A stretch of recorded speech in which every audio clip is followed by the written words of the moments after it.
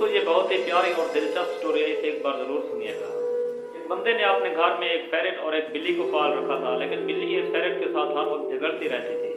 और इस बंदे की कोशिश थी कि पैरेट और बिल्ली के आपस में दोस्ती हो जाए, लेकिन बिल्ली इसे एक्सेप्ट ही नहीं करती थी। और पैरेट का ये था कि पैरेट जब सोता तो ये 10-10 घंटे तक सोया रहता और उठने का नाम ही नहीं लेता, इसे जितना हिलाए फिर भी ये नहीं उठता था। बंदे को एक आइडिया सूझा बिल्ली को एहसास दिलाने के लिए।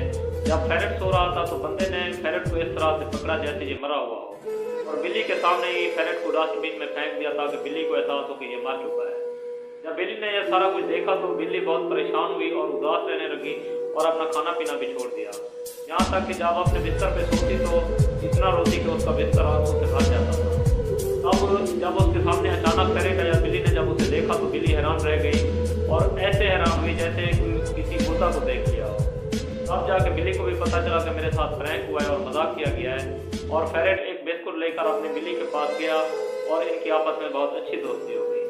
तो इस स्टोरी से हमें ये मैसेज मिलता है कि आपके जितने भी अजीज व अकारिब हैं या आपके दोस्त हैं तो उनकी कदर क्या करें जब वो जिंदा होते हैं, क्योंकि मर जाने के बाद तो जैसी भी कदर करें उसका कोई फर्क नहीं पड़ता।